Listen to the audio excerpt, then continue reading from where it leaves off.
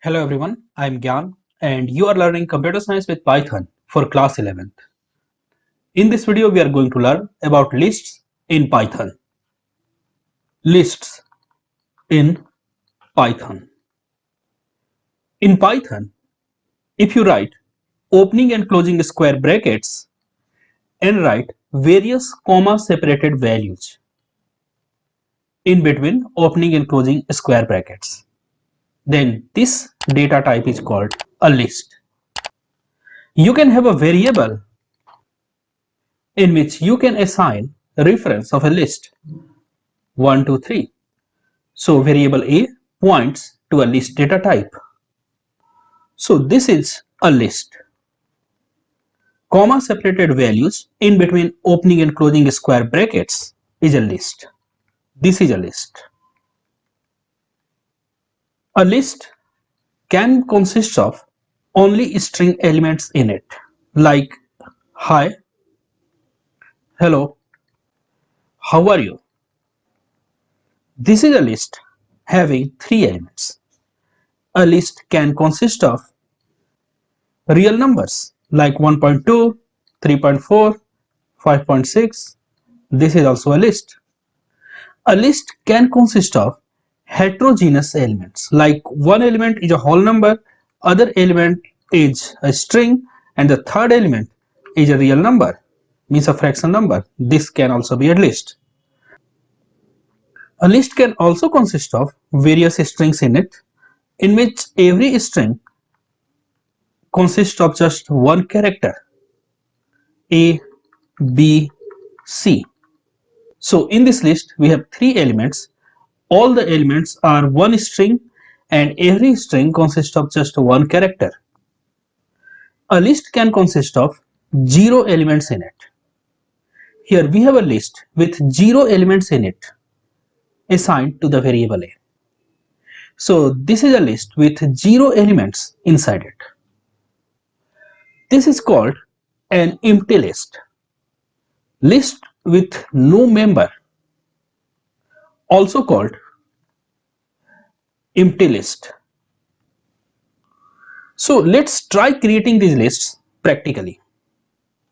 If I write A is equal to, where A is a variable in which I am going to assign reference of a list 1, 2, 3, I get the list. A is a list. If I write A is equal to 1.2, 3.4, then I have another list whose elements are 1.2 and 3.4. If I create a list A, B, C,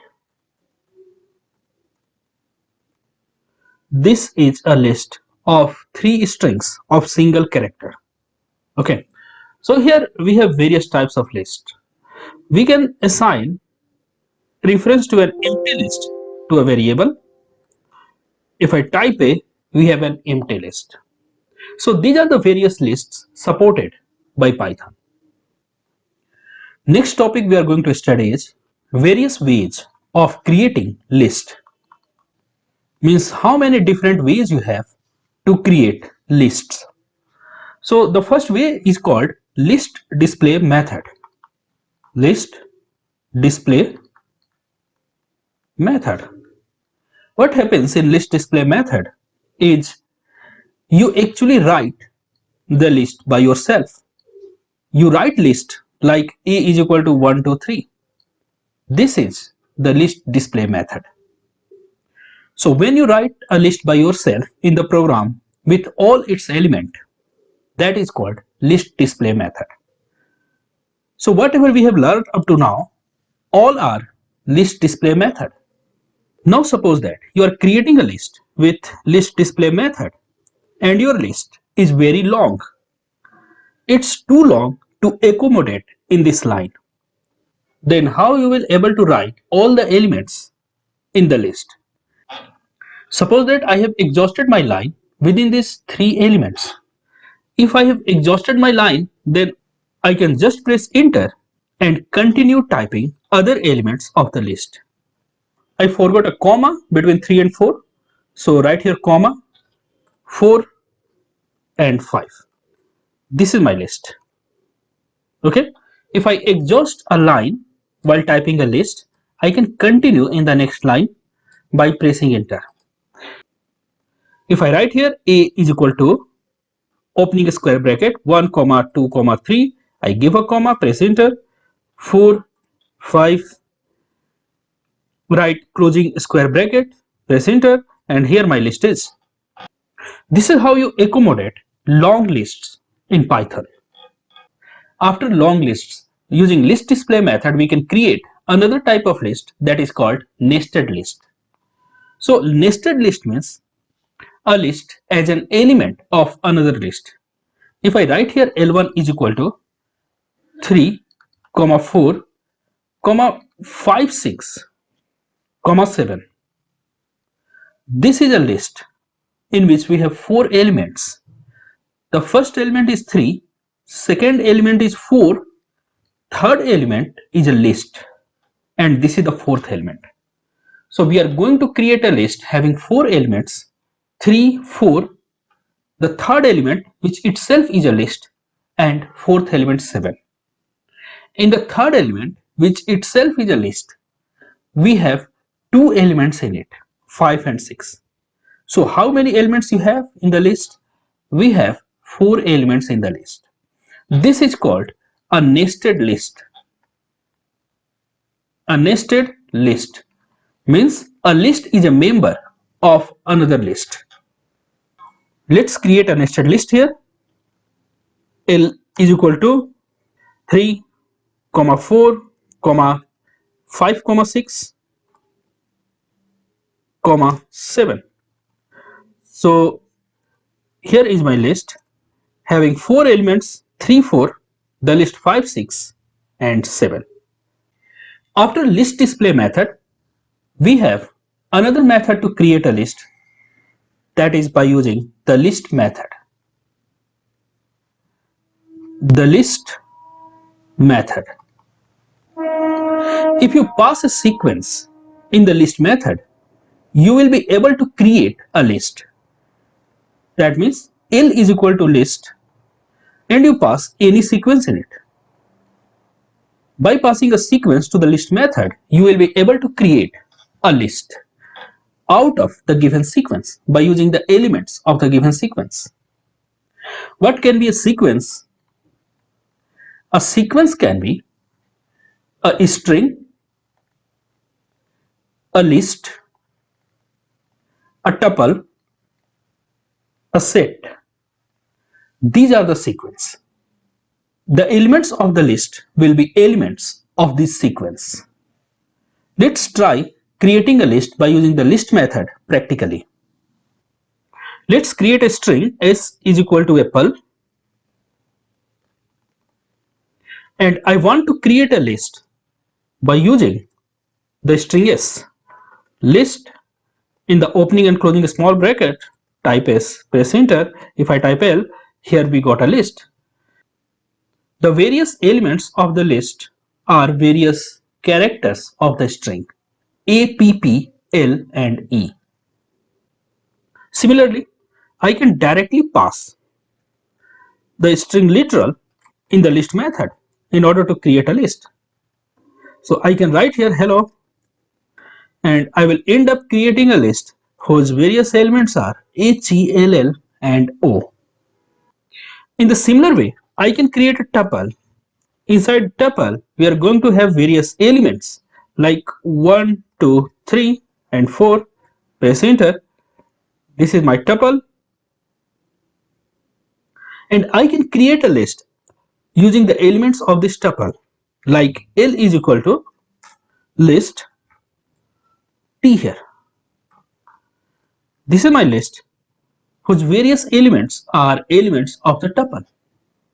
In the same way, if I create a set S is equal to 1, 2, 3 and 4, this is my set, and by using this set I can create a list. L is equal to list S. Press enter, type L, and this is my list.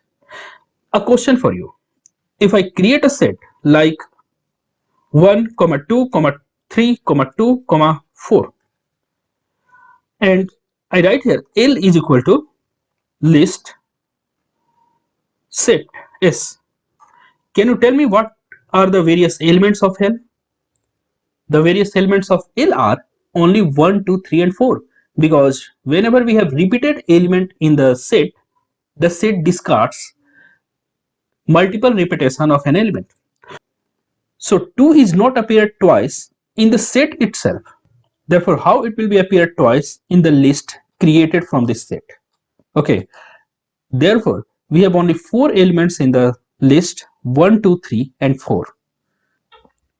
If I just call the list method and do not provide any sequence as its argument, if I just call the list function, see, function and methods are two words for the same thing. Okay, there is a basic difference, but right now in the class 11, you can consider them same things. Okay, so if we just call the list method or list function without using any argument inside it, then we will end up creating an empty list. So if I write here L is equal to and just write the list method and do not provide any sequence in the argument of the list method, I will get an empty list, as you can see here. So this is the another way to create a list using the list method. We can create a list from the elements of any sequence. Now I want to create a list, but the elements of the list should be provided as the input by using the input function. Let's try it. S is equal to input enter elements of a list. Enter elements of a list. Press enter and let me write 1, 2, 3, 4, 5, 6. As you know that whatever you input from the keyboard, that gets converted to a string and gets stored in the variable s. So if you type here s, you get 1, 2, 3, 4, 5, 6 as a string. The string s further can be passed into the list function to create a list using the various characters as different elements of the list. Okay, so here we have created a list whose first element is 1 as a character. Okay, 1 as a string, 2 as a string, 3 as a string, 4 as a string. Now notice here we are not able to create a list using integers 1, 2, 3, 4, 5, 6. Here we are forced to create a list by using strings 1, 2, 3, 4, 5, 6. This is not what we have expected. Okay, I want to create a list. Since I have entered 1, 2, 3, 4, 5, 6, I want to create a list which consists of the elements 1, 2, 3, 4, 5, 6 as integer, not as a string. Getting me? This is what we want. There is a method called eval method. I think we have discussed about eval method in one of our previous videos. What eval method does is whenever you pass a string as argument to the eval method, then the eval method goes inside that string and look at it what the data type is present in between the double quote. That means if whatever the characters are present in between the double quote was not a string, then what it would be. And in this case, since whatever is present in between the double quote is a whole number, then eval method will treat it like a whole number, not like a string. Press enter, type A, and A is a whole number 1, 2, 3, 4, not a string. So type A, and we can say that the type of A is an integer, not a string. In the similar way, if I call the eval method by using a string, but inside the string, the data I have is a list with 4 elements 1, 2, 3 and 4. 1, 2, 3 and 4. Now looking inside the string, eval method comes to know that whatever is there inside the double quote, that is actually a list, and eval method will convert that string into the list. So whatever is there inside the two double quotes, eval method try to find the data type of that and convert whatever is there in between two double quote to the given data type. Press enter, and at this time A contains a list. If I type here, type A contains a list. Okay, this is not a string. So you can pass any data as a string to eval method. The eval method look into it and convert that string into corresponding data type. We can use the eval method with input in order to take a list as input. Let's do it. Right here, L1 is equal to eval. Don't write list, write eval, because whatever you are going to type, that is going to be converted to list. So just write here eval and type input, enter the list. See here, you are going to enter the whole list. You are not going to enter just elements of the list. You are going to enter the whole list with its square brackets and comma. Okay. So when you press enter here, the program is asking you to input. Now what the input you have to give? You can give an input like opening and closing square bracket, and in between you write 1, 2, 3, 4. The whole thing given as an input will be converted into a string, and further the eval method will find that this string has a list inside it, and further the eval method will convert the inputted string into a list. Press enter, and L1 is a list now. Type L1, L1 is a list now. So hopefully you are getting it. Next we are going to learn is length of a list. Length of a list. We use len method in order to find length of a list. Suppose that I have L is equal to 1, 2, 3, and if I write len L, the answer will be 3 because this list has 3 elements. Let's try the len method in various situations. If I write here L is equal to 1, 2, 3, len L is 3. If I write here L is equal to hi, hello, there are only 2 elements in this list, therefore len of L is 2 only, because we have 2 elements in the list. One is hi, other one is hello. Suppose that I have a nested list, L is equal to 2, 3, 4, 5. 4, 5 as a list. Okay, and this list is the third element of the outer list, 6. Now you tell me how many elements this list has. 2 is one element, 3 is another element, 4, 5 together is one element. So 4, 5 together as a list is third element, and 6 is the fourth element.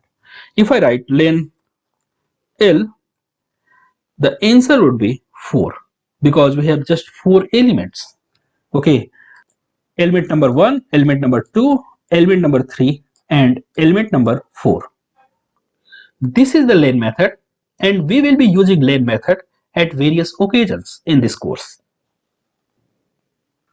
Next we are going to learn about accessing various list elements.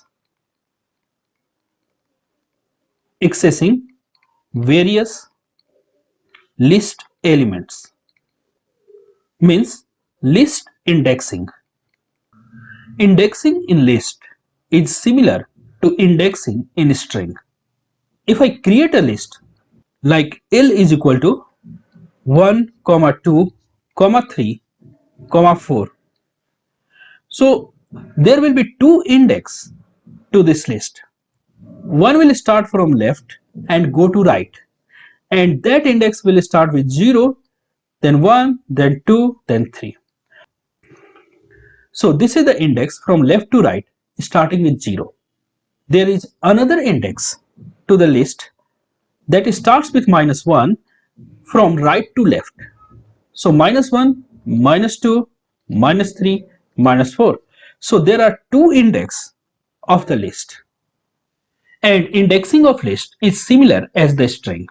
Now let's try indexing of list practically. If I write L is equal to 1, 2, 3, 4, this is my list. Then you tell me what will be L0. What will be L0? L0 will be 1, as you can see here. 0 means the first element. L0 will be 1. L1 will be 2. Okay. Similarly, L2 will be 3 and L3 will be 4. Now let us try the negative index. L minus 2. What do you mean by L minus 2? L minus 2 is 3. Press enter. L minus 2 is 3. L minus 1. What is minus 1? L minus 1 is 4. Okay. So as you can see here, the indexing of list goes from 0 to 3. If someone says you what is the last index of the list, okay, no one told you about the length of the list. They are just asking what is the last index of the list. How can you find the element at the last index of the list? To find the last index of the list, you can write last index is equal to length of the list minus 1. As you notice here, the length of the list is 4, but the last index is 3. I am talking about left to right index. I am not talking about right to left index. Okay. So if you talk about left to right index, the maximum index of a list is length of the list minus 1. So if you want to access the last element of the list and you don't know the length of the list, how can you access it? You can access it using two ways. One way is L, inside the index you write len L minus 1. This is going to give you the last element of the list. Otherwise you can write L with minus 1 as its index. This one also gives you the last element of the list. Last element of the list. Let's try it. What is len L minus 1? Of course, it is going to be 3 because len L is 4. Therefore, len L minus 1 is going to be 3. Now let's access the last element of the list. L, inside the index, you can write len L minus 1. So this is how you are accessing an element at the index number 3.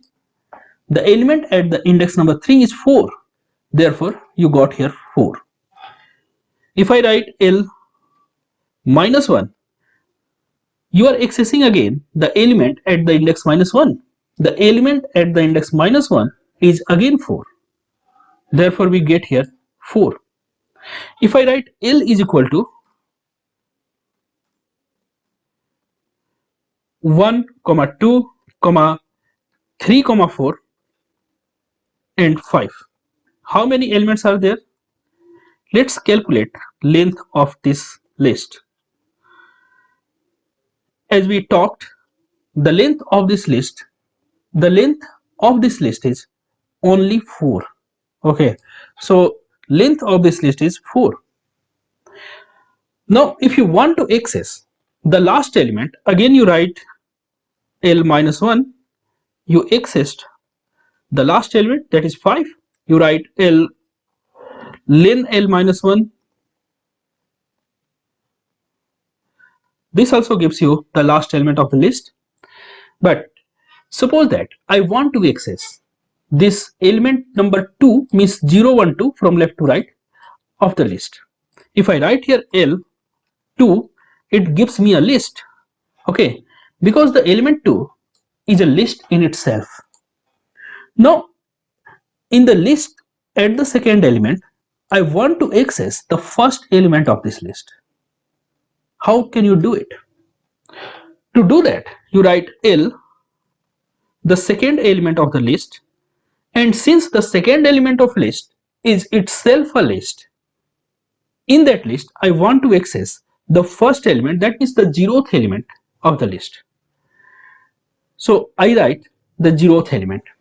By using L2, I got 3, 4. The 3, 4 itself is a list having 2 elements. Now I want to access the first element, that means the 0th element of this list. Therefore, I have provided 0 as the index to L2. Okay, press enter and here I got 3. If I write L2 and then I write 1, this is how I can access the element 4 in the list 3, 4. We will learn more about multi-dimensional lists in the coming videos of this series. But hopefully you are getting the concept right now. We have talked a lot about list. But what is the formal definition of a list? Let's see the formal definition of the list. List. A list is a standard data type in Python. A list is a standard data type in Python that can store a sequence of values belonging to any type. Okay, means the elements of the list does not mean to always homogeneous, does not always mean to of same type.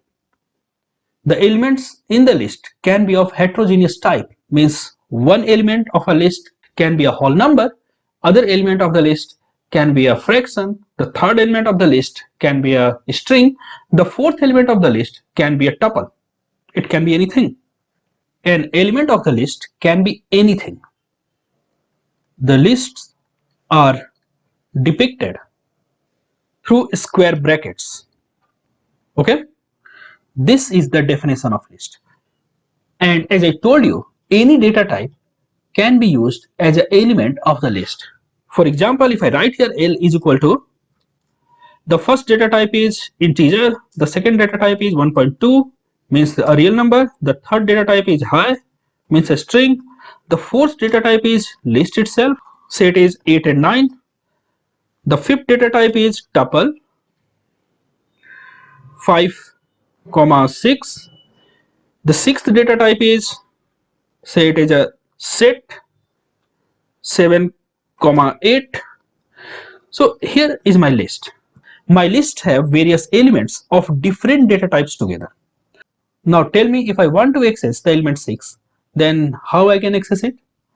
This element is at the index 0, this one is at the index 1, index 2, index 3, index 4. So first you go to the index number 4, L index number 4. Now we have a tuple at the index number 4 and I want to access the index number 1 of this tuple. So by using the index number 4, we have accessed this tuple, but now since we have to go inside that tuple, type here index number 1. Now this points to the element 6 of the tuple. Okay, and as you know that we cannot index a set. Okay, if I write here L5, we are actually pointing to the set. If you write here type L5, you can see L5 is a set. Okay, but L itself is a list. L itself is a list, whereas L5 is a set. We know that we cannot access an element of the set by using index. If I try to do it, that will throw an error. If I write here L5 and then try to access the first element of the set, since indexing does not make sense if you talk about set, therefore here Python will throw an error. that set object is not subscriptable. We already have seen such errors in the previous videos. Now let's see what happens in the memory when we create a list. We are going to see how the lists are mutable. How lists are mutable. Let's see what actually happens in the memory when you create a list.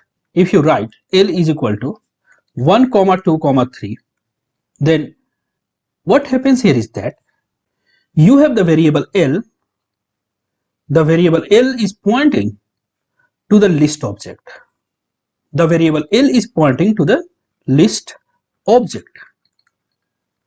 The list object has 3 elements in it. Element number 1, element number 2, and element number 3. Means 1 is stored somewhere else, 2 is stored somewhere else, 3 is stored somewhere else, and these 3 elements of the list actually point to all these 3 numbers. Okay, if I write x is equal to 2 and I compare id of x with id of L1, we will find the same id because both are pointing to 2 now. Okay, if I write here x is equal to 2, then the variable x is also pointing to same 2. Now let's see it practically. Create L is equal to 1, 2, 3. This is my L, and now let's create x is equal to 2. Type id L1. L1 is pointing to 2. Okay, x is also pointing to same 2. As you can see, both L1 and x are pointing to the same location. Therefore, both are having same id. Therefore, here you can say both are having the same id. Both are pointing to the same location. Now, what do you mean by mutability? Mutability means if one element of the list object can start pointing somewhere else, then we can say that the list is mutable because ultimately we have changed the content of the list. Okay, so if I write here L1 is equal to 5, then this element will stop pointing to 2 and will start pointing to 5. And this can happen with list. Therefore, lists are mutable. One element of the list can change. Okay, one element of the list can stop pointing to a data where it was earlier pointing and can start pointing somewhere else. Therefore, we can say that a list is mutable. Let's try it. L1 is equal to 5 and I have a changed L. Okay, therefore list is mutable, but same is not valid for tuple. If you create a tuple of 3 values 1, 2, 3, then you cannot change a particular element of the tuple. You cannot make it pointing to somewhere else different than it was pointing earlier. You cannot do this with tuple. You cannot do this with tuple. That's why you say that tuples are immutable. But one point you should note here, the 1, 2 and 3 are not residing in the list object. They are somewhere else. And various elements in the list object are pointing to them. This you should remember.